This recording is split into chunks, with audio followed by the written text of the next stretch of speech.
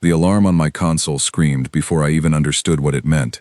Every light on the communication grid tied to the human systems had turned red at the same moment. Not flickering, not fading, just gone, all at once, like a hand had reached out and pulled a plug on an entire species. My name is Voren Castelli, and I have served the Galactic Council for 30 cycles as a senior liaison officer. I have seen wars start over a single insult. I have seen entire fleets destroyed because of a misread signal. But I had never seen anything like this. One moment, the human systems were sending their usual stream of trade requests, weather reports from their colonies, and polite diplomatic messages asking for fairer treatment. The next moment, nothing, not static. Not an error message, just silence, spreading out from their home system like ink dropped into water. I remember standing in the control room, staring at the dead signal, and feeling something cold settle into my chest. It was not fear exactly. It was the feeling you get when a very calm person suddenly stops talking in the middle of an argument. You know they are not done. You know something is coming. 3 days earlier, the council had voted on a matter that seemed small at the time. A human colony on the edge of a contested system had asked for permission to expand their defensive fleet.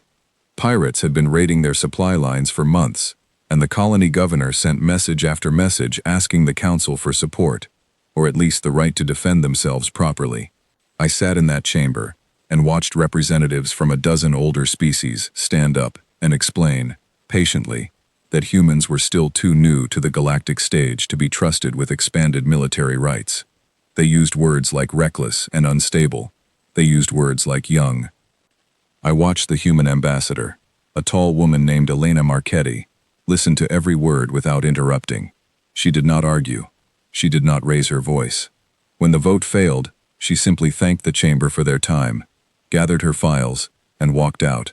I remember thinking she seemed almost relieved, and at the time I did not understand why. Now I understood, or at least, I was beginning to. The chamber convened an emergency session within the hour. Representatives from species I had known for decades were shouting over each other, demanding answers nobody had. The Drassic delegate, a broad creature named Torvun who had negotiated with humans for over a decade, stood at the podium with an expression I had never seen on him before. He looked afraid. I am not a dramatic person. I do not believe in omens, and I do not believe silence is automatically a threat. But when Torvun spoke, his voice trembled in a way that silenced the entire room. He told us that in all his years dealing with human diplomats, traders, and military officers, he had learned one thing above all else.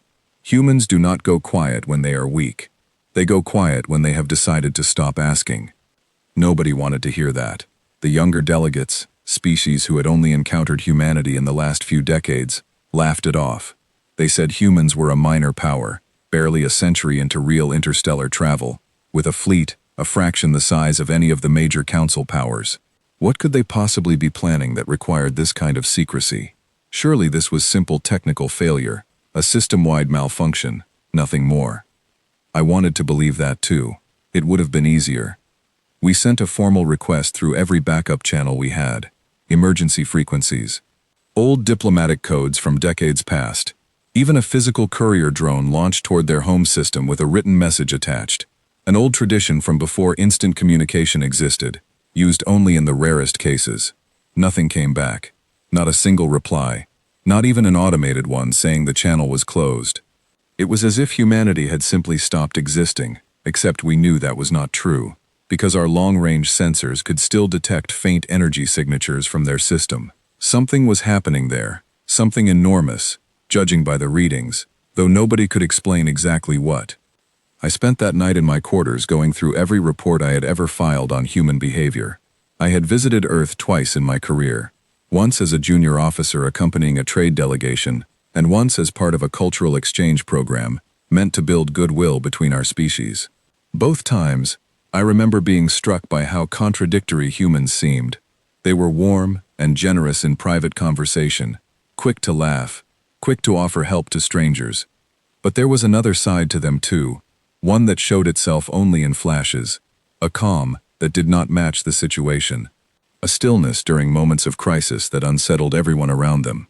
I remembered a dinner on Earth, years ago, where a human engineer named Peter Langley told me a story about his grandfather, who had served in one of humanity's older conflicts. He said his grandfather never talked about the fighting itself. He only ever said one thing about it, over and over, whenever someone asked him what it was like. He said, "We do not start these things, but we finish them properly." At the time, I thought it was just an old saying, the kind of thing grandfathers say to sound wise. Now, sitting alone in my quarters with the silence from Earth pressing on my mind, it felt like a warning I had failed to take seriously. The council reconvened the next morning, and the mood had shifted completely. The laughter from the day before was gone. Even the younger delegates, the ones who had mocked the idea of concern, sat quietly as the senior officers debated what to do.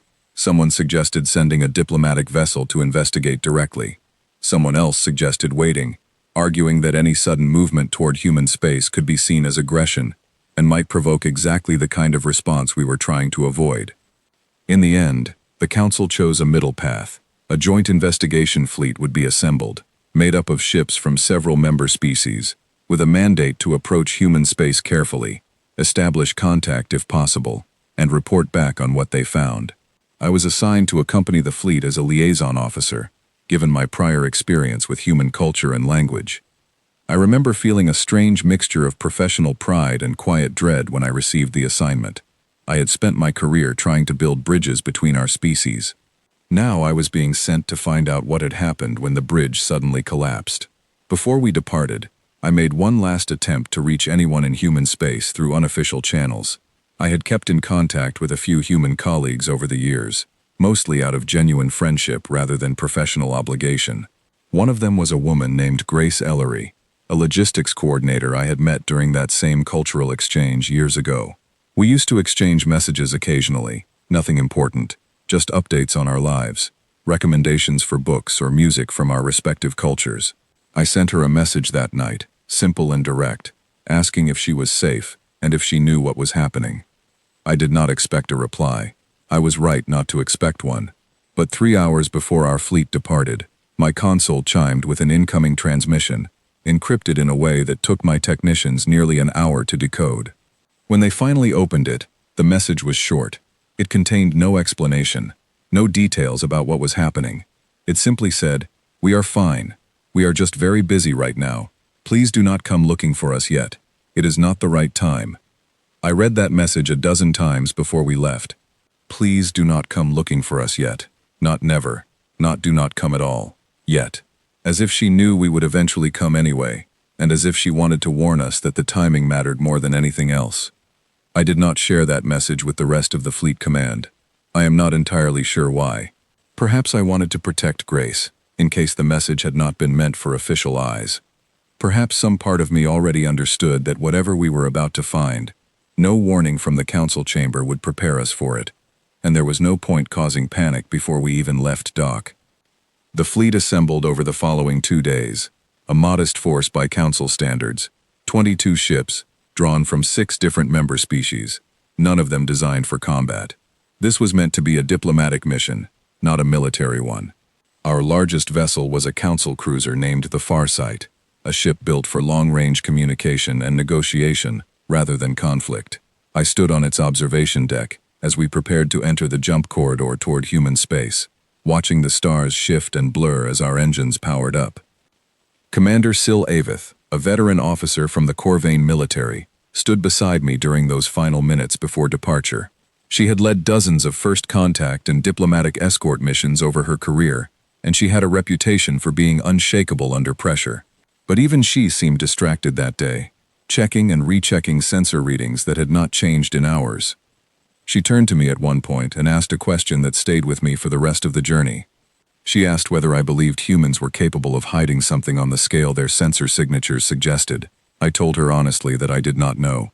I told her that in all my years studying human culture, I had learned that they were capable of far more than they usually chose to show.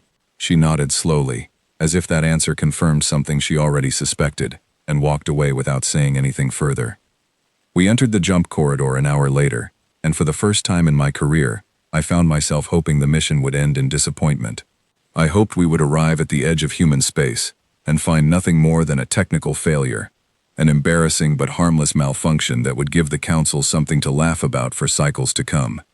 I hoped Elena Marchetti's calm resignation after the vote had meant nothing more than simple disappointment.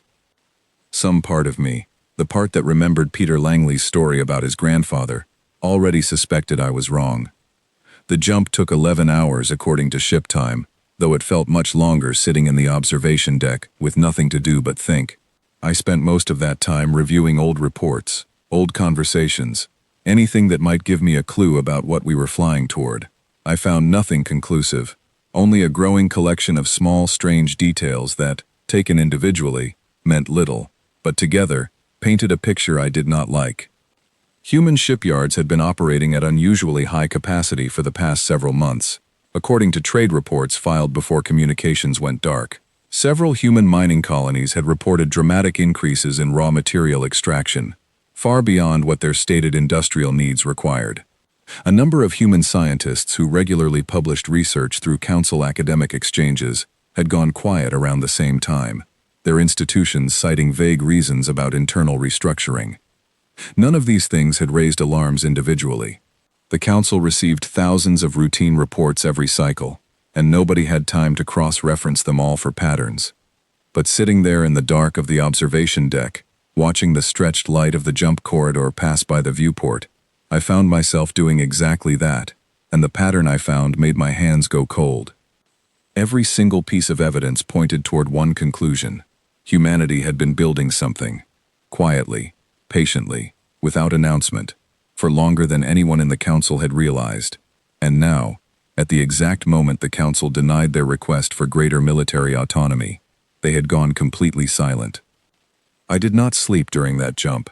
I sat in the observation deck until the alert sounded, announcing our arrival at the edge of the Sol system, and when I finally stood up to make my way to the bridge, I felt the same cold certainty I had felt 3 days earlier, staring at that dead signal for the first time. Something had changed, and whatever it was, I did not believe we were ready for it. The bridge of the far site was tense when I arrived. Every officer focused intently on their console, running the standard scans that would normally give us a clear picture of a system before we entered it properly. Commander Aveth stood at the center of it all, her arms crossed, watching the main view screen with an expression I can only describe as controlled unease. I asked her what the scans were showing. She did not answer right away. Instead, she gestured toward the screen, where the outer edge of the Sol system displayed itself in slowly resolving detail as our sensors reached further into the darkness ahead of us. There was nothing there. No fleet formations, no active colony broadcasts, no traffic of any kind along what should have been one of the busiest trade corridors in this region of space. Just empty darkness, and at the very center of the display, a small dim marker representing Earth itself, showing minimal energy signatures, as if the entire planet had gone into some kind of hibernation. I stood there staring at that screen for a long time, and I remember thinking that this was worse than finding an armed fleet waiting for us. An armed fleet would have meant humanity was afraid, or angry, or preparing to defend itself against a threat it believed was coming. This silence, this stillness, meant something else entirely. It meant they were not worried about us finding them unprepared. It meant they were not worried about us at all. Commander Aveth gave the order to proceed carefully into the system, sensors at maximum range, weapons systems on standby though not active, in keeping with our diplomatic mandate. I remember watching the crew work with a kind of quiet professionalism that did little to hide the tension underneath. Nobody spoke unless it was necessary. Nobody made jokes, the way crews often do to ease the stress of a long journey. Everyone understood, without needing to say it aloud, that we were flying into something none of us fully understood, and that understanding would only come once it was far too late to change course. I found myself thinking again about Grace Ellery's message. Please do not come looking for us yet. It is not the right time. I wondered, as our ship slid deeper into the darkened Sol system, whether we had just proven her right. The deeper we traveled into the Sol system, the more the silence began to feel less like an absence and more like a presence, something that pressed against the hull of the far site, the way deep water presses against a diving vessel. I had expected, somewhere in the back of my mind, that once we crossed a certain distance, something would happen, an automated warning, a patrol ship emerging from the dark to challenge us. Anything that would break the stillness and give us something concrete to react to. Instead, nothing changed. We simply kept moving forward, deeper into a system that should have been full of activity, and found only quiet. Commander Avith ordered a full sensor sweep of every planet and moon, with a known human presence. I stood beside the sensor officer, a young Corvain technician named Iseth, and watched the results come in one by one. The lunar colonies showed minimal power output, just enough to maintain basic life support, nothing more. The orbital shipyards near Earth, facilities I remembered from my previous visits as some of the busiest construction sites in the entire system, showed almost no activity at all. It was as if someone had walked through the entire system and simply switched everything off, leaving only the bare minimum required to keep the lights from going out completely. Iseth looked up at me at one point, her expression puzzled rather than afraid. She said the readings did not make sense.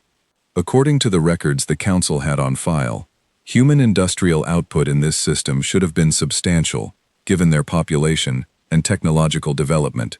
Instead, everything looked abandoned, or at least deeply reduced, far below what should have been possible for a species of their size. I did not have an answer for her. I only had a growing suspicion that would not leave me alone. A suspicion that all of this reduced activity in the places we could see was connected somehow to whatever had caused the sudden silence 3 days earlier.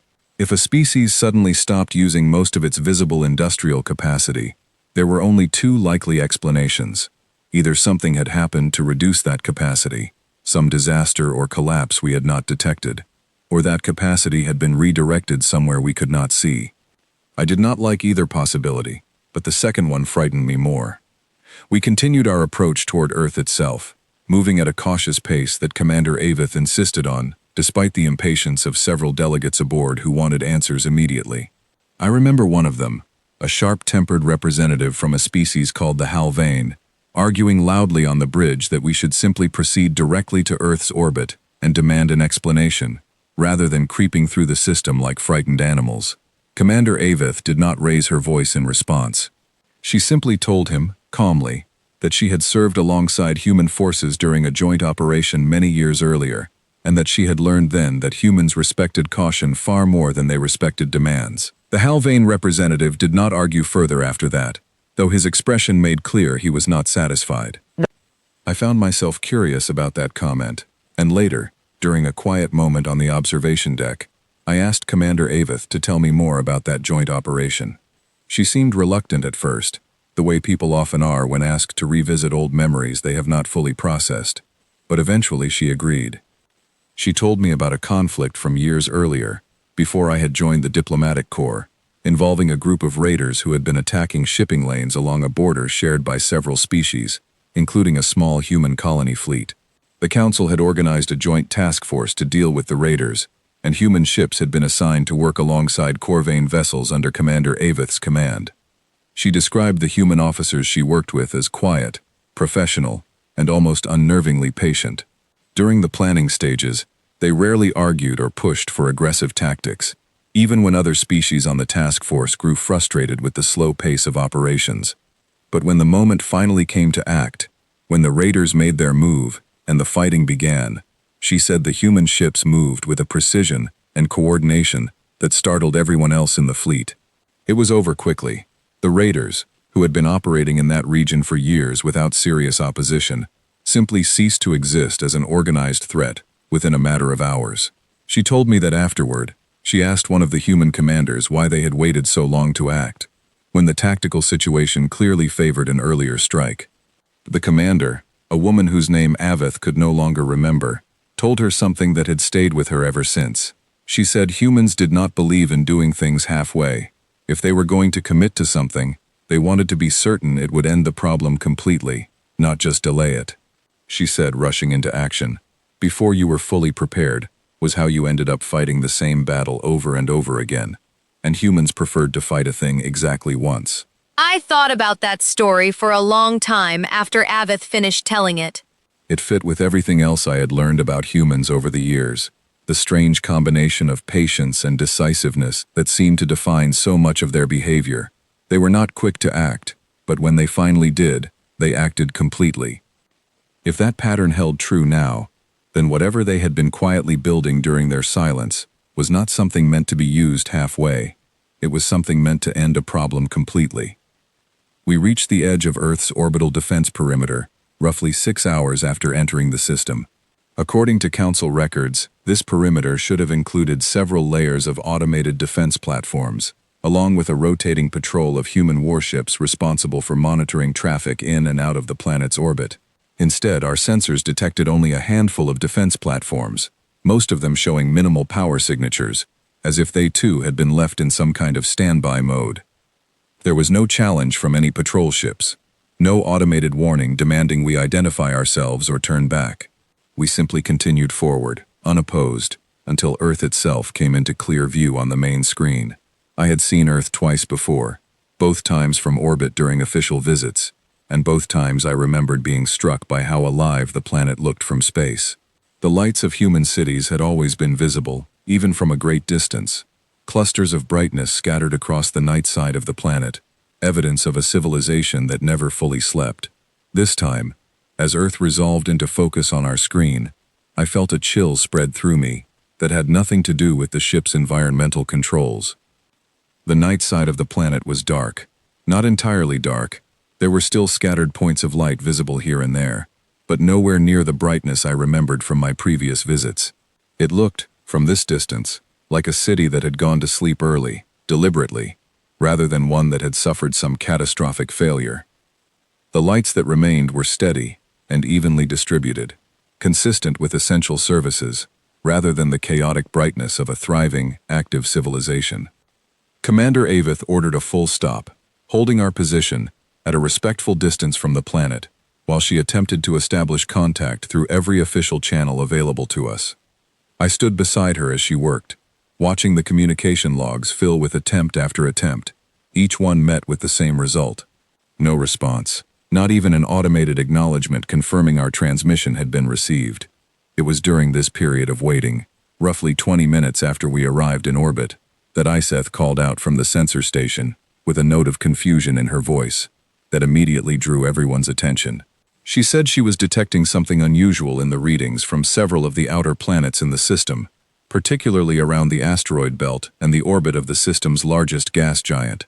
She could not get a clear picture of what was causing the readings, but the energy signatures were far higher than anything we had detected so far during our approach, and they seemed to be coming from multiple locations simultaneously, spread across an enormous area of space. Commander Aveth moved quickly to the sensor station, studying the readings herself with a focus that told me she understood the significance of this discovery before she fully explained it to the rest of us. She asked Iseth to isolate the signatures and compare them against known human ship classifications on file with the Council. The comparison took several minutes to process, and during that time, the bridge fell into a silence even deeper than before, everyone sensing that we were on the verge of understanding something important. When the results finally came back, Iseth read them aloud, in a voice that had lost all of its earlier confusion, replaced instead with something closer to disbelief.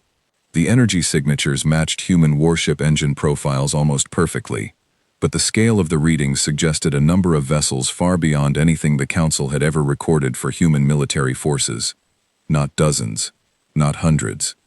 The preliminary estimate, based on the spread and intensity of the signatures across the outer system, suggested a number that Iseth herself seemed reluctant to say aloud. She said it might be in the tens of thousands. I remember the exact feeling that settled over me in that moment, standing on the bridge of the far site with that number hanging in the air. It was not panic, not exactly. It was something quieter and heavier than panic, a slow dawning understanding that everything I thought I knew about the balance of power in this region of the galaxy had just become obsolete in the span of a single sentence. Commander Aveth asked Iseth to confirm the readings a second time, her voice steady despite what must have been a similar reaction to my own. Iseth ran the analysis again, more carefully this time, cross-referencing the data against multiple sensor arrays to rule out any possibility of error or interference. The second analysis took longer, nearly 10 minutes, during which nobody on the bridge spoke a single word. When she finished, the number had not changed. If anything, it had grown slightly more precise, and slightly more alarming. The energy signatures scattered across the outer system, distributed among the asteroid belt, The orbit of the gas giant, and several other locations we had not yet fully scanned, were consistent with a fleet of human warships numbering somewhere close to 100,000 vessels. I did not believe it at first. I do not think anyone on that bridge believed it at first. A fleet of that size was simply beyond anything recorded in Council history, beyond anything any single species had ever assembled, let alone a species as young to interstellar travel as humanity. It seemed impossible, a sensor error, a miscalculation, anything other than the truth. But as I stood there, staring at the dim, quiet image of Earth on the main screen, I thought again about everything I had pieced together during our journey here. The reduced industrial activity in the visible parts of the system, the strange resource extraction patterns from months earlier, Grace Ellery's message, warning us not to come looking yet, Peter Langley's story about his grandfather, and the quiet, complete way humans preferred to finish things once they finally committed to acting. All of it fit together now, forming a picture so clear and so unsettling that I found myself unable to look away from the main screen, waiting, along with the rest of the crew, to see what would happen next. Commander Aveth called for a full status briefing, within minutes of confirming the sensor readings. Every senior officer aboard the Farsight gathered in the small conference room just off the bridge, along with the diplomatic delegates who had traveled with us, myself included. I remember the room feeling smaller than usual, the air thick with a tension nobody bothered trying to hide anymore. The Halvane representative, the same one who had argued earlier for a more direct approach toward Earth, was the first to speak once everyone had settled. He suggested, in a voice that had lost much of its earlier confidence, that perhaps this was some kind of elaborate deception, a trick meant to frighten the Council into backing down from future demands. He argued that no species with humanity's limited history in space could realistically construct a fleet of the size our sensors were suggesting, and that we should treat the readings with deep suspicion rather than alarm. I understood why he wanted to believe that. It was a far more comfortable explanation than the alternative, but Commander Aveth shook her head slowly, and when she spoke, her voice carried the weight of someone who had already accepted a truth the rest of us were still resisting. She reminded the room that humanity's shipbuilding capacity had never actually been fully measured by the Council, because no formal inspection had ever been requested or granted. Humans had always operated their industry within their own borders, sharing only what information was required for trade agreements and basic diplomatic transparency. Nobody had ever verified the true extent of their manufacturing capabilities, because nobody had ever seriously imagined a need to. She also pointed out something that struck me deeply in that moment, something I had not fully considered until she said it aloud. Humanity's rise to interstellar capability had happened remarkably fast compared to most other Council species, faster than almost any documented case in galactic history. Most species took centuries, sometimes longer, to progress from early space exploration to full interstellar travel and colonization. Humans had done it in a fraction of that time, a fact the Council had always attributed to fortunate circumstances and rapid technological borrowing from earlier contact with other species. But what if that explanation had never been the full truth? What if humans had simply chosen, deliberately, to develop at a pace the Council found acceptable and unthreatening, while quietly maintaining a far greater capacity that they never revealed? The room fell silent after she said this. I could see the idea settling over each delegate in turn, the slow realization that we might have spent decades underestimating a species that had, perhaps intentionally, allowed us to underestimate them. I spoke up at that point, sharing the message I had received from Grace Ellery before our departure. I explained who she was, and I read the message aloud, exactly as it had arrived, including her request that we not come looking for them yet. I admitted that I had chosen not to share this with the full command earlier, and I apologized for the delay, though nobody in the room seemed particularly interested in blame at that moment. Every eye in the room was fixed on the deeper meaning behind those few simple words. Commander Aveth asked me directly what I believed the message meant. I told her honestly that I did not know for certain, but that based on everything I understood about human culture, I believed it was not a threat. I believed it was closer to an apology, or perhaps a warning delivered with genuine concern rather than hostility. Grace had never struck me as someone capable of cruelty, even in the abstract sense of allowing harm to come to people she considered friends. If she had asked us not to come yet, I believed it was because she understood something about the timing of whatever was happening that we did not, and she wanted to protect us from walking into it unprepared. The Halvane representative asked, somewhat sharply, whether that meant I believed we had already made a mistake by arriving. I did not have a comfortable answer for him. I told him that I did not know, but that we would likely find out very soon. As if summoned by my words, the ship's communication officer interrupted the meeting to inform Commander Avith that we were receiving an incoming transmission, the first response of any kind since our arrival in the system. The room went still. Commander Avith ordered it routed to the conference room immediately, and everyone turned toward the display screen mounted on the far wall, waiting. The transmission opened, not with an image, but with audio only, a calm, measured voice, speaking in clear, unaccented council standard language. The voice identified itself as belonging to a communications officer stationed at an orbital relay station near Earth, and stated, without any apparent urgency or hostility, that our fleet had been detected upon entering the system, and that our approach had been monitored the entire time. I remember feeling a strange mixture of relief and unease upon hearing that. Relief, because it meant we had not simply been ignored or overlooked, that someone on the other end had been paying attention to us the entire time. Unease, because it meant every cautious, careful step we had taken through the system, every attempt to appear non-threatening, had been fully visible to whoever was watching, and they had chosen not to respond until this exact moment. The voice continued, explaining that our request for contact had been received and would be answered, but that certain preparations needed to be finalized first. It did not specify what those preparations were. It asked only that we hold our current position and refrain from any further movement toward the planet until further communication was established. The transmission ended as calmly as it had begun, without any further explanation. Commander Avith ordered our fleet to comply immediately, holding position exactly where we were. I do not think anyone in that room needed to be told twice. There was something about the calm, unhurried tone of that message that unsettled everyone far more than an aggressive challenge would have. An aggressive challenge would have at least given us something familiar to respond to. This quiet, patient control over the situation felt entirely foreign and entirely unnerving. We waited for nearly 4 hours after that transmission, holding our position in Earth's orbit, while sensor readings continued to update in the background, showing no significant change in the energy signatures scattered across the outer system. I spent much of that time on the observation deck again, watching Earth slowly rotate beneath us, trying to reconcile the peaceful image of the planet with the staggering scale of military power apparently waiting somewhere beyond our sensor range.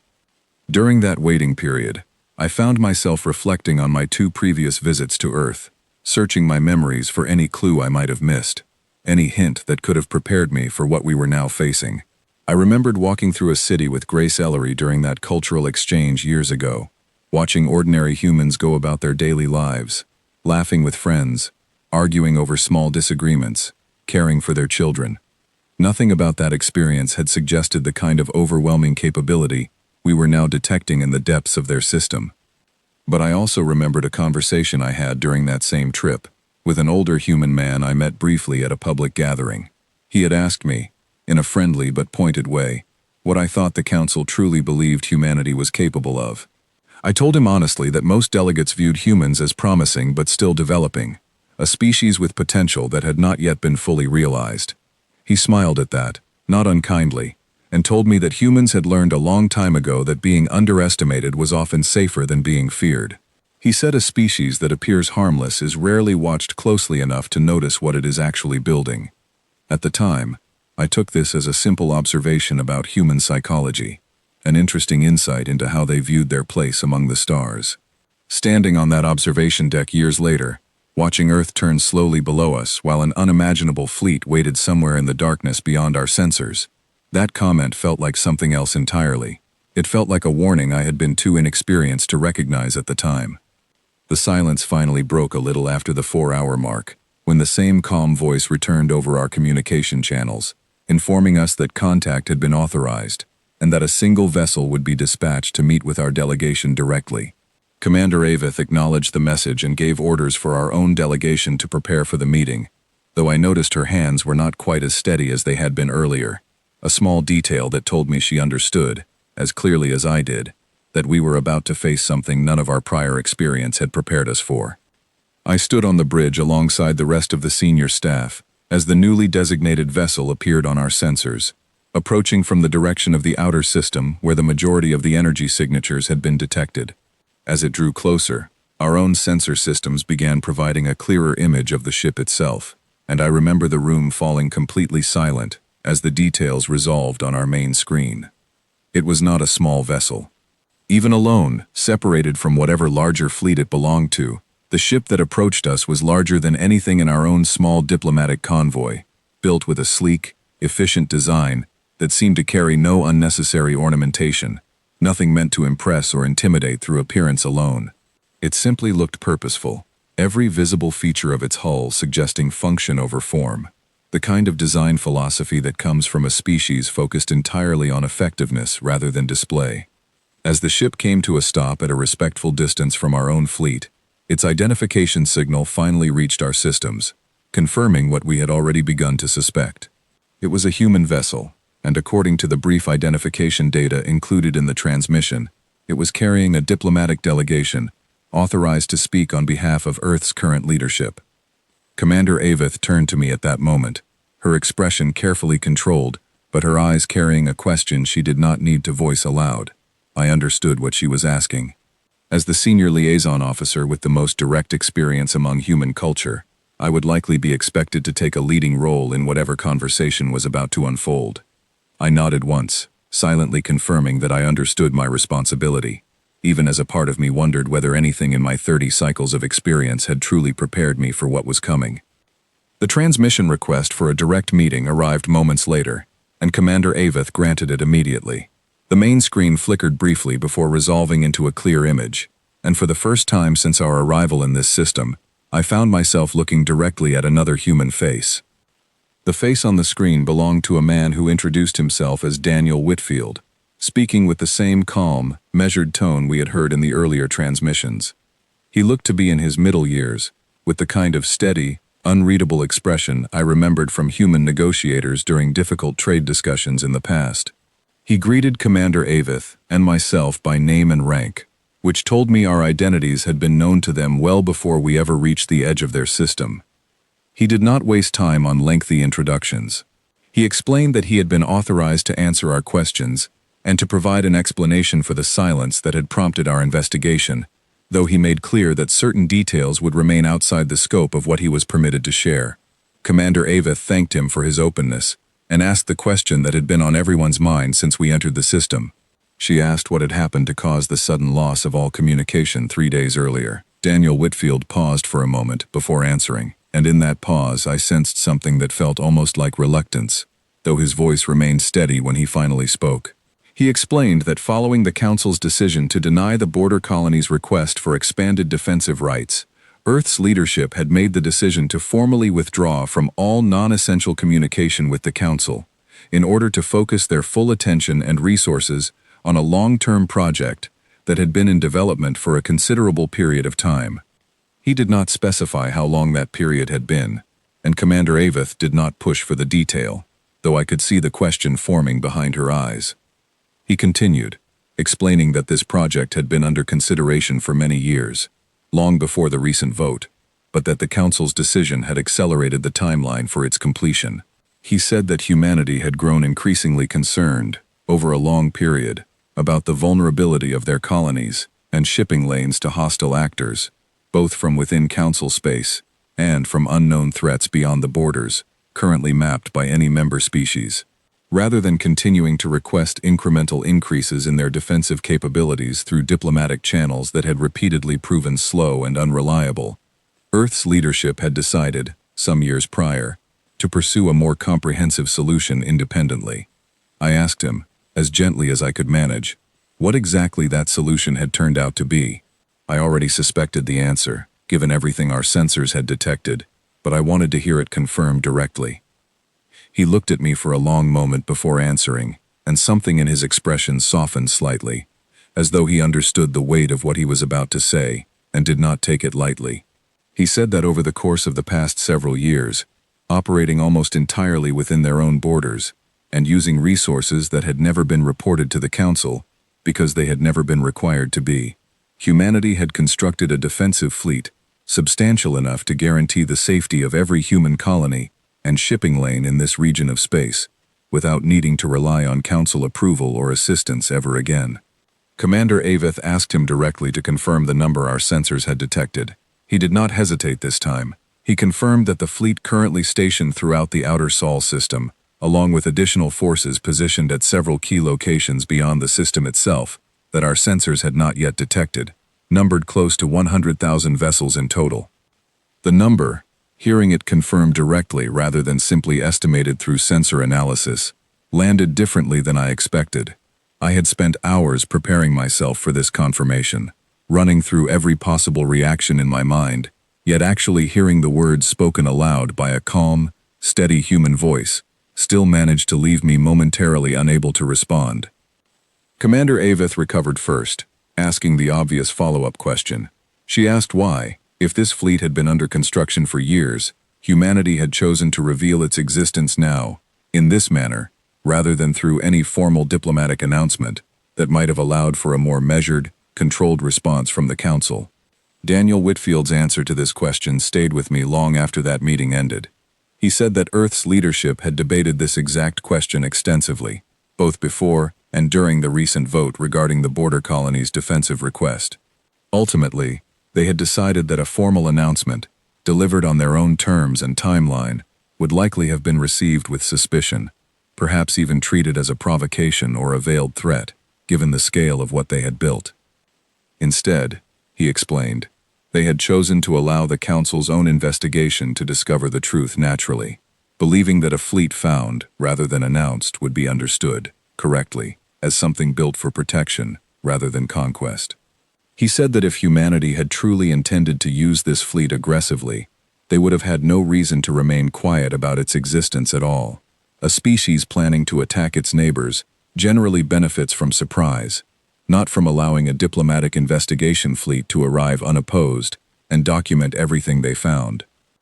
I found myself nodding slightly at this logic, even as another part of my mind continued to grapple with the sheer scale of what we were discussing. He was right, in a strange way. If this fleet had been intended as a weapon of aggression, our small, unarmed diplomatic convoy would never have been allowed to enter this system so easily, let alone receive a direct explanation from an authorized representative. Commander Avith asked one final question during that initial conversation, one that I had been wondering myself since the moment we confirmed the scale of the human fleet. She asked what humanity intended to do, now that this fleet existed, and its presence had been revealed to the Council. Daniel Whitfield's answer was simple, delivered without any hint of threat or aggression in his tone. He said that humanity intended to continue exactly as they had before, protecting their own colonies and shipping lanes, participating in Council trade and diplomacy where mutually beneficial, and defending themselves and their allies against any hostile actors who threatened their security. He said the only meaningful change was that humanity no longer intended to ask permission for the right to defend what belonged to them, having learned through recent experience that such requests were not always granted fairly or in good faith. He added, almost as an afterthought, that Earth remained willing to renegotiate the terms of their relationship with the Council, provided any future discussions were conducted with a more accurate understanding of humanity's actual capabilities and their genuine, long-term intentions.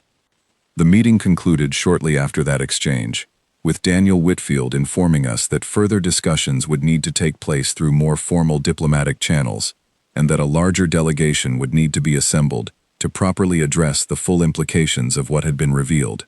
Commander Avith agreed, and the transmission ended, leaving the bridge of the Farsight in a silence that felt entirely different from the tense, fearful quiet we had experienced throughout our approach to the system. This silence felt like the aftermath of understanding, the kind of quiet that settles over a room after a difficult truth has finally been spoken aloud. In the hours that followed, while Commander Avith worked to compile a full report for transmission back to the Council, I found myself reviewing the recorded conversation over and over, searching for anything I might have missed, any hidden meaning behind Daniel Whitfield's carefully chosen words. I kept returning to one particular phrase he had used, almost in passing, when explaining why humanity had chosen to build this fleet independently, rather than continuing to request council assistance through official channels. He had said that humans had grown tired of asking for permission to protect what was theirs. I thought about Elena Marchetti, standing calmly in the council chamber after her colony's request had been denied, gathering her files without argument or complaint, and walking out with what I had mistaken, at the time, for simple disappointment. I understood now that it had not been disappointment at all. It had been the quiet resolution of someone who had already known, long before that vote ever took place, exactly what her people intended to do, if the answer came back as a denial. I also found myself thinking about the older man I had met years earlier, during my first visit to Earth, who told me that being underestimated was often safer than being feared. I understood now that this comment had not been a passing observation about human psychology in general. It had been a description of a deliberate strategy, one that humanity had apparently pursued with remarkable patience and discipline, for far longer than any of us in the council had ever suspected. I did not know, at that point, whether to feel relieved or deeply unsettled by everything I had learned. Relieved, because Daniel Whitfield's explanation suggested that humanity's intentions remained largely defensive, focused on protecting what already belonged to them, rather than expanding aggressively into territory that did not. But unsettled, because the scale of what they had accomplished in secret, without a single member of the council noticing until it was already complete, suggested a level of discipline and long-term planning that none of us had ever imagined a species this young to interstellar travel could possess. I began drafting my own report to accompany Commander Avith's official documentation, attempting to capture not just the facts of what we had discovered, but the deeper significance of it. I wrote that the Council's long-standing assumption regarding humanity's developmental status needed to be fundamentally reconsidered. I wrote that the pattern of behavior we had observed, patience during diplomatic setbacks, quiet resourcefulness during periods of apparent limitation, and decisive, complete action once a decision had finally been made, suggested a species whose true capabilities had been deliberately obscured, not through deception exactly, but through a careful, sustained choice to appear less advanced than they truly were. I remember pausing partway through writing that report, staring at the words on my screen, and feeling a strange sense of admiration mixed in with the unease. There was something almost impressive about the sheer discipline required to maintain such patience for so long, to accept decades of being underestimated and dismissed by older, more established species, all while quietly building toward a moment where that underestimation would no longer be possible. I wondered, as I finished writing that report, how the rest of the council would react once they received it. I suspected that reaction would define the relationship between humanity and the rest of the galaxy for a very long time to come. The report reached the council chamber roughly 9 hours after we transmitted it, delayed by the distance our signal had to travel through relay stations spread across several systems. I did not witness the reaction firsthand, since Commander Avith had ordered our fleet to remain in position near Earth pending further instructions, but the response, when it finally arrived, told me everything I needed to know about how the chamber had received the news. The council demanded an emergency session, requesting that Commander Avith and myself join remotely to answer questions directly from the assembled delegates. I remember preparing for that session with a strange kind of exhaustion settling into my bones, the accumulated weight of everything we had witnessed over the past 2 days, finally catching up with me. I had barely slept since our arrival in the Sol system, my mind too occupied with turning over every detail of Daniel Whitfield's explanation, searching for anything that might help me better understand a species I had studied for 30 cycles, yet still found capable of surprising me completely. The session began with a level of chaos I had rarely witnessed in my career. Delegates spoke over one another, demanding clarification on details Commander Avith and I had already covered extensively in our written report. Several representatives from older, more established species expressed open disbelief, insisting that our sensor readings must have been mistaken or manipulated somehow, that no species with humanity's limited history could possibly have constructed a fleet of the scale we described without the Council noticing sooner. I understood their disbelief, even as it frustrated me. It mirrored my own reaction upon first hearing the number confirmed. But disbelief would not change what we had witnessed with our own instruments, verified through multiple independent sensor arrays and confirmed directly by an authorized human representative. during a recorded diplomatic exchange. Torvin, the Drassic delegate who had warned the chamber days earlier about the true meaning behind humanity's silence, stood to address the room once the initial chaos had settled somewhat. He reminded everyone present that he had cautioned against dismissing this situation too quickly, and that his warning had, unfortunately, proven accurate beyond what even he had expected. He argued that the council needed to treat this development with the seriousness it deserved, rather than continuing to view humanity through the same dismissive lens that had led to this situation in the first place. A representative from the Ashenvale delegation, one of the oldest and most influential species within the council, rose to respond, and I remember his words clearly, because they captured, perhaps better than anything else said during that session, the deep discomfort many older species felt at having their assumptions so thoroughly overturned. He asked, with barely concealed frustration, how a species could be trusted as a partner within the council when they had clearly demonstrated a willingness to deceive their fellow members regarding something as significant as their true military capabilities. I felt compelled to respond to this directly, and Commander Avith granted me the opportunity to speak. I explained, as carefully as I could, that based on my extensive experience with human culture and my direct conversation with their representative during our visit, I did not believe deception was an accurate characterization of what had occurred. I explained that humanity had never actually lied to the council about their capabilities. They had simply never been asked to disclose the full extent of their industrial capacity, and no formal inspection or verification process had ever been established to require such disclosure. The council had assumed, based on incomplete information and outdated projections regarding the typical development pace of newer species, that humanity's capabilities matched what little had been shared through routine trade and diplomatic exchanges. I pointed out that this assumption had never been challenged or verified, largely because it had been convenient for the council to believe. A species perceived as young and limited required less consideration during votes regarding resource allocation, territorial disputes, and military autonomy. I suggested, as diplomatically as I could manage, that the council bore at least some responsibility for the situation we now found ourselves in, having built policy decisions on assumptions that had never been properly verified, because verifying them had never served the council's immediate interests. This comment did not sit well with several delegates, understandably, but I noticed Torvin nodding slowly in agreement, and a few of the younger delegates who had been present at the original vote regarding the border colony's request appeared visibly uncomfortable, perhaps beginning to reconsider their own role in the events that had led to this moment. The discussion continued for several more hours, moving through various proposals regarding how the council should proceed. Some delegates argued for an immediate show of unified military strength, believing that any sign of hesitation or weakness in the face of humanity's revelation would only encourage further unilateral action from other member species, who might feel emboldened to pursue similar independent paths.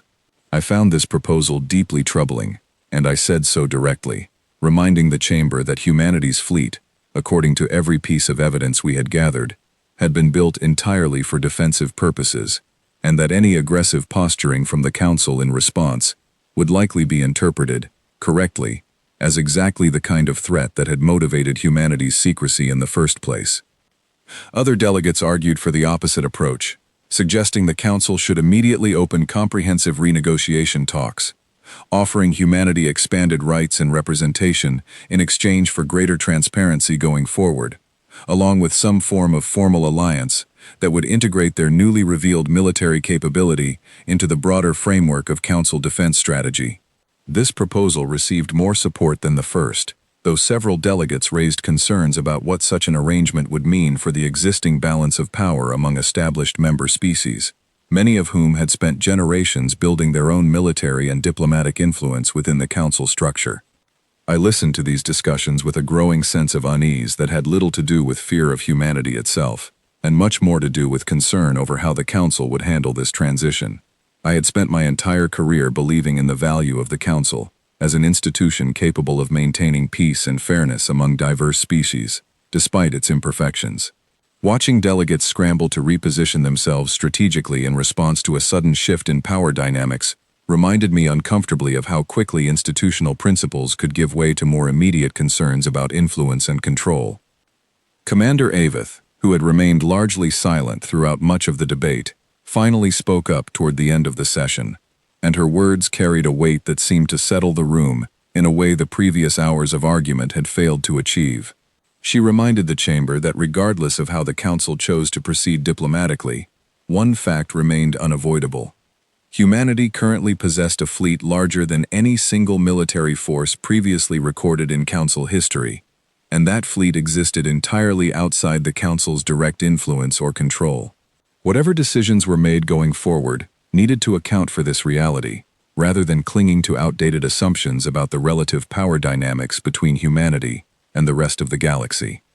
She suggested, and I found myself agreeing completely, that the wisest path forward involved genuine, good-faith engagement with humanity's leadership, treating them as the equal power they had clearly demonstrated themselves to be, rather than attempting to negotiate from a position of assumed superiority that no longer reflected reality. The session eventually concluded without a definitive resolution, though the chamber did authorize the formation of a proper diplomatic delegation, tasked with traveling to Earth to conduct formal negotiations regarding the future relationship between humanity and the Council. Commander Aveth and I were both asked to remain in the Sol system to assist with coordination until this larger delegation could be assembled and transported to our location, a process expected to take several more days given the distances involved.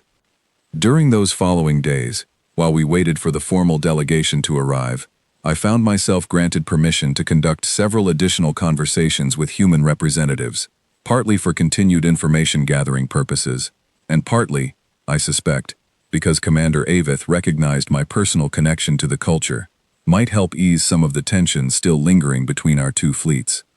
It was during one of these conversations that I finally received a direct response from Grace Ellery, the friend whose earlier message had warned us not to come looking too soon.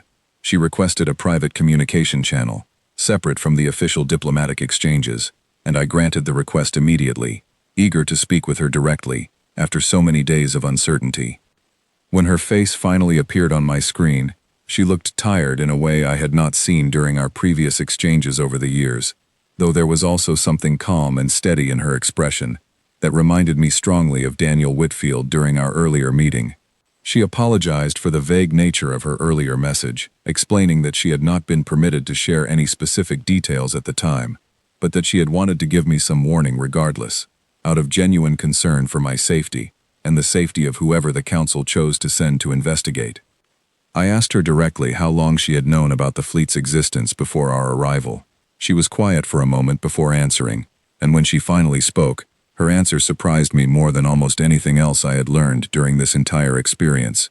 She told me she had known for nearly 6 years, since she first began working in a logistics coordination role that gave her partial visibility into resource allocation patterns across several human shipyards. She explained that a significant portion of Earth's population involved in industrial and military sectors had known, in varying degrees of detail, about the long-term project underway, though strict information controls had ensured that no single individual possessed complete knowledge of the full scope, and that outsiders, including friends and diplomatic contacts from other species, remained entirely unaware. I asked her, somewhat hesitantly, how she had managed to maintain that secret for 6 years, given the genuine friendship we had built over that same period of time. She told me it had not been easy, and that she had thought about warning me on several occasions, but that she ultimately trusted her own government's judgment regarding the importance of secrecy, understanding that premature disclosure could have jeopardized the entire project and potentially placed her own people at greater risk. I found myself unable to feel genuine anger toward her, despite the years of secrecy involved. I understood, perhaps better than most delegates back in the council chamber, that her loyalty to her own people did not diminish the sincerity of her friendship toward me. If anything, the fact that she had reached out with even a vague warning, despite the risk involved in doing so, told me something meaningful about the character of the person I had known for years. Our conversation continued for a while longer, touching on lighter topics that felt strange given the gravity of everything happening around us, yet also strangely comforting. A reminder that beneath the enormous political and military implications of what had been revealed, there remained simple, genuine human connections that had not changed despite everything else. Before we ended the call, I asked her one final question that had been weighing on my mind since my conversation with Daniel Whitfield. I asked her whether she believed humanity's revelation would ultimately lead to greater conflict or greater peace within the Council. She thought about the question carefully before answering, and her response stayed with me throughout the remaining days of our mission. She said she believed it depended entirely on how the Council chose to respond. She said humanity had built this fleet not because they wanted conflict, but because they had grown tired of being vulnerable to it.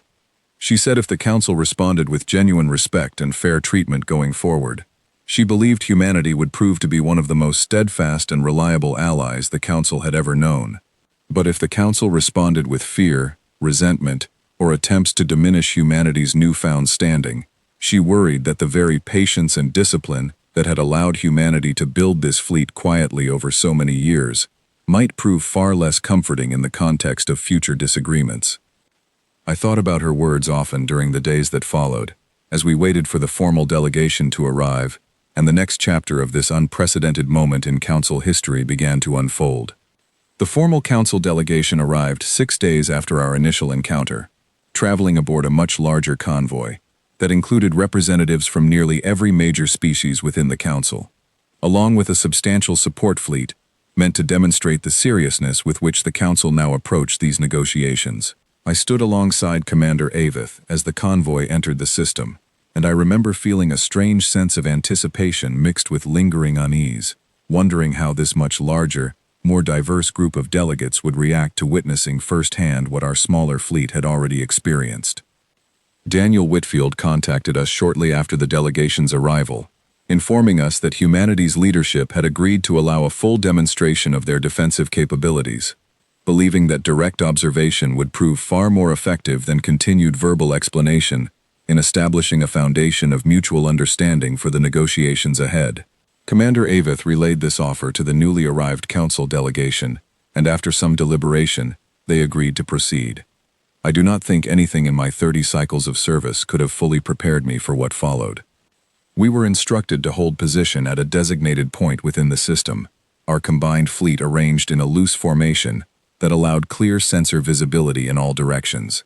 Daniel Whitfield's voice returned over our communication channels, calm and measured as always, informing us that the demonstration would begin shortly, and requesting that we simply observe without alarm, as no hostile action of any kind was intended.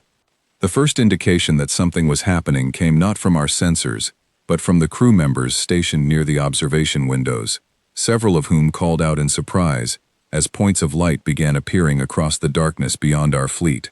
First a handful, then dozens, then hundreds, emerging seemingly from nothing, as cloaking systems disengaged across an area of space so vast it took several minutes for the full scope of what we were witnessing to become clear. I made my way to the observation deck as quickly as I could, and when I arrived, I found several other delegates already gathered there, standing in complete silence as they watched the display unfolding beyond the viewport. Ships continued to appear, spreading out in every direction as far as our sensors could detect, arranged not in the chaotic clustering I might have expected from such an enormous force, but in precise, deliberate formations that suggested a level of coordination and discipline I had never witnessed from any fleet in my entire career. They did not rush toward us. They did not adopt aggressive postures or point their weapon systems in our direction. They simply appeared, ship after ship after ship, filling the darkness with a presence that felt less like a military threat and more like the sudden revelation of an entire hidden world that had been standing beside us the whole time, invisible until the exact moment its owners chose to be seen. I stood at that viewport for what felt like a very long time, watching the numbers continue to climb on the sensor display beside me, technicians calling out updated estimates every few minutes as more of the fleet came into view. 10,000, 25,000, 50,000. The numbers kept rising, and with each update, I felt the atmosphere in the room shift further, moving from disbelief through something closer to genuine awe, and finally settling into a quiet, humbled acceptance of the reality now spread out before us. By the time the display finally stabilized, confirming a total count remarkably close to the number Daniel Whitfield had given us during our earlier conversation, the observation deck had filled with representatives from nearly every species in the Council delegation, all of them standing in the same stunned silence, watching a fleet larger than anything any of us had ever imagined, arranged calmly around our own comparatively small convoy. The Ashenvale representative, the same delegate who had spoken with such frustration during the emergency council session days earlier, stood near me at the viewport, his expression completely different now from the barely concealed hostility he had displayed before.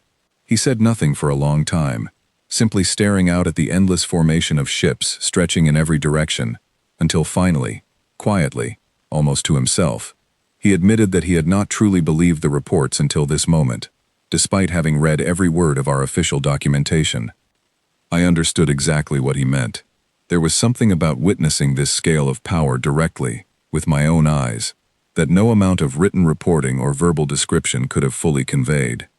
The sheer discipline required to construct and coordinate a fleet of this size, entirely in secret, over a period of years, spoke to a level of organizational capability that fundamentally changed how I understood humanity's place among the established species of the galaxy. Daniel Whitfield's voice returned over our communication channels once the full fleet had finished revealing itself, and his tone remained exactly as calm and measured as it had been throughout every previous conversation, as though the presence of 100,000 warships arranged around our fleet was simply a routine matter, rather than the single most significant demonstration of military capability in recorded council history. He explained that this fleet represented humanity's complete defensive capacity, built and maintained entirely for the protection of their own territory and allies. He emphasized, and I believed him completely in that moment, that no aggressive action had ever been intended or planned against the Council or any of its member species, and that this demonstration had been offered specifically to establish clarity and honesty as the foundation for whatever relationship humanity and the Council chose to build going forward.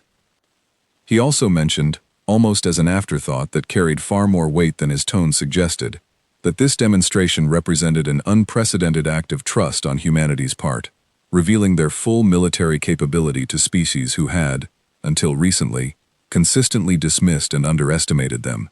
He said that trust, once given, would need to be honored through fair and respectful treatment in future dealings, and that humanity would be watching closely to see whether the Council's response matched the good faith with which this demonstration had been offered. I felt the weight of that statement settle over the entire delegation, and I noticed several representatives exchanging glances that suggested a shared understanding of exactly how much had shifted in this single moment.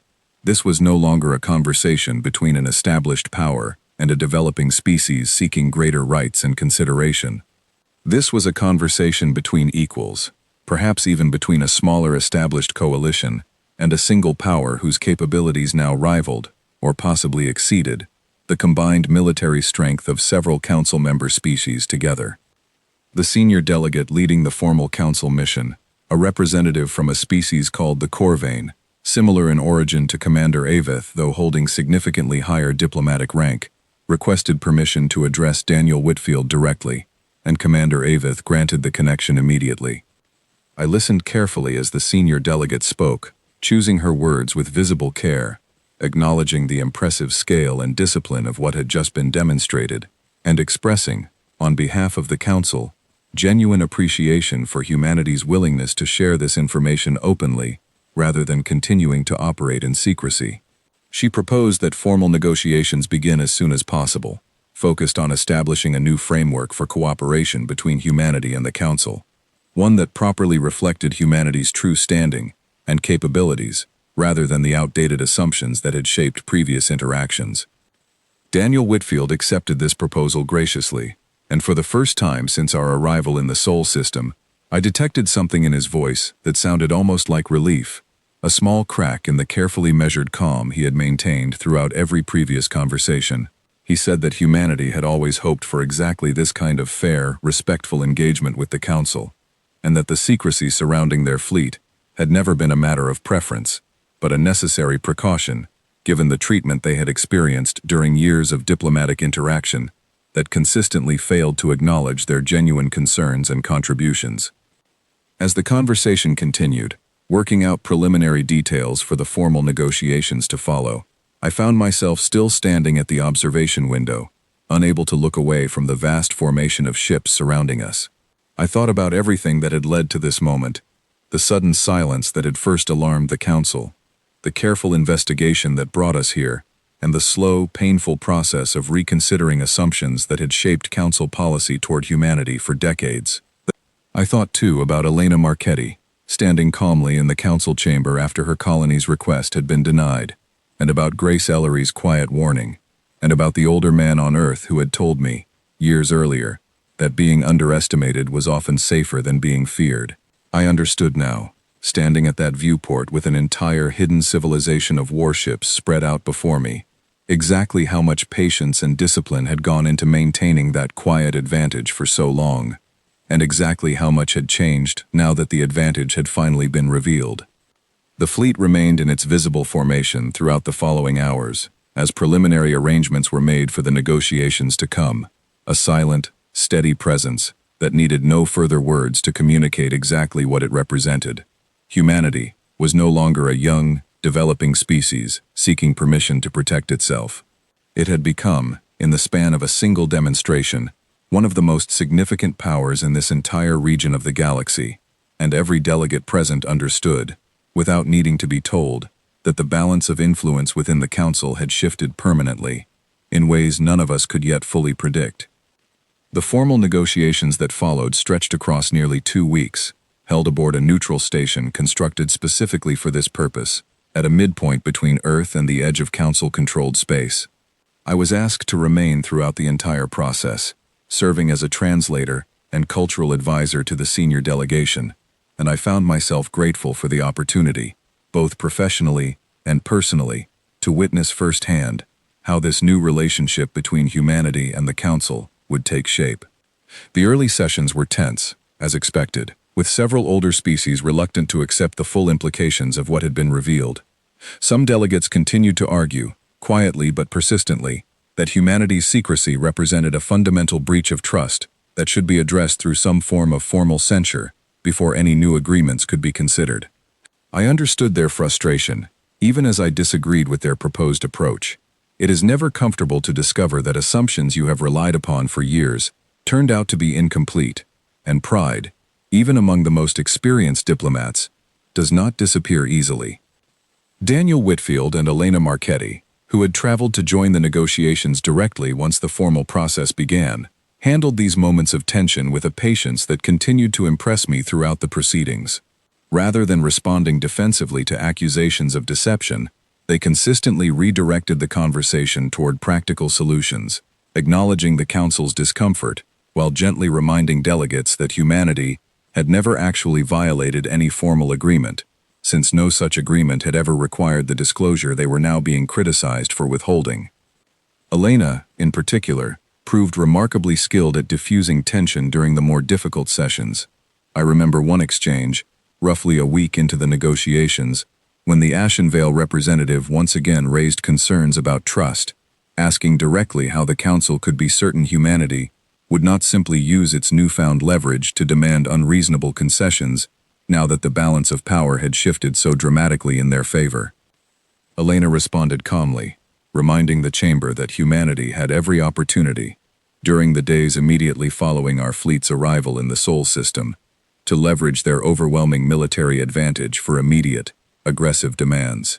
Instead, she pointed out, they had chosen to engage in careful, respectful dialogue, offering full transparency regarding their capabilities before any formal negotiations even began. She suggested that this choice, made freely and without external pressure, spoke far more clearly to humanity's genuine intentions than any words could convey. The chamber grew quiet after that response, and I noticed several delegates nodding slowly, the tension in the room easing slightly for the first time in several days. As the negotiations progressed, the framework that eventually emerged reflected a genuinely new approach to humanity's standing within the Council. Rather than continuing under the old system that had classified them as a developing species subject to restrictions on military autonomy and limited representation in major Council decisions, humanity was formally recognized as a fully sovereign power, granted equal standing alongside the oldest and most established member species. Their fleet, while remaining under exclusively human command and control, was acknowledged as a legitimate defensive force, whose presence would be factored into broader Council security planning going forward, with humanity given a proportional voice in decisions affecting regional defense strategy that matched the scale of their actual contribution. In exchange, humanity agreed to a new framework of transparency regarding future development, not full disclosure of every internal decision, which would have been unreasonable to expect of any sovereign power, but a commitment to more open communication regarding significant changes in capability or strategic posture that could affect the broader stability of the region. This agreement was built on mutual trust rather than strict obligation, a distinction that both Daniel Whitfield and the senior council delegates seemed to consider essential to making the new relationship function successfully over the long term. I remember the final session of the negotiations particularly clearly, as the formal agreement was signed by representatives from both humanity and the council. The atmosphere in the room felt entirely different from the tense uncertainty of those first difficult days, replaced by something that felt, cautiously, like genuine hope for a better foundation going forward. Torvin approached me after that final session, and I remember the small, tired smile on his face as he told me he had never expected to feel relieved about being proven right regarding a warning that had once seemed like paranoid speculation to most of the chamber. I told him honestly that I shared his relief, though I admitted that some part of me remained uncertain about exactly how this new balance of power would continue to unfold over the years ahead. He told me something in response that I have carried with me ever since. He said that the true test of this new relationship would not come from the formal agreement we had just witnessed being signed, but from the countless smaller decisions and interactions that would follow in the years to come. The quiet, ordinary moments where trust either continued to grow or slowly eroded away. He said the council had been given a rare second chance to build a genuine partnership with a species whose capabilities they had badly misjudged, and that this chance should not be wasted through complacency or a return to the same dismissive attitudes that had caused this crisis in the first place. I thought about his words often during the journey back toward council space, reflecting on everything I had witnessed over the preceding weeks. I thought about the silence that had first alarmed us, and the vast, disciplined fleet that had emerged from the darkness to reveal a truth the council had never fully understood. I thought about Grace Ellery's quiet warning, and Daniel Whitfield's calm, measured explanations, and Elena Marchetti's patient handling of a chamber still struggling to accept how thoroughly their assumptions had been proven wrong. Before my departure, I had one final conversation with Grace, this time in person, aboard the neutral station where the negotiations had taken place. She seemed lighter than she had during our earlier exchange. The weight of years of secrecy finally lifted now that the truth had been revealed, and the negotiations had concluded successfully. She told me she was glad the process had ended peacefully, and that she hoped this new chapter would allow our friendship and the broader relationship between our species to continue growing without the shadow of hidden secrets between us. I told her I hoped the same thing, and I meant it completely. As my ship finally departed the Sol system, beginning the long journey back toward Council space, I found myself looking out at the darkness one last time, remembering the moment that vast fleet had first revealed itself, ship after ship emerging from cloaked positions to fill the void with a presence that had changed everything about how the galaxy understood humanity's true place among the stars. I understood, sitting there in the quiet of that final journey, that the story of what happened in this system would be told and retold throughout Council space for generations to come, a permanent reminder of how easily assumptions can blind even experienced observers to a truth hiding patiently just beyond the edge of what they were willing to see. Humanity had not built that fleet to conquer or dominate. They had built it simply to ensure they would never again be forced to beg for the right to protect themselves, and in revealing it, they had finally earned something they had wanted all along, a seat at the table as true equals, rather than guests tolerated on the goodwill of others. I did not know exactly what the years ahead would bring for the relationship between our species. But for the first time since that first alarm had sounded on my console days earlier, warning me that Earth had gone silent, I found myself feeling something closer to genuine hope than fear, and I carried that feeling with me as the stars outside my viewport slowly blurred into the familiar stretched light of the jump corridor, carrying me home.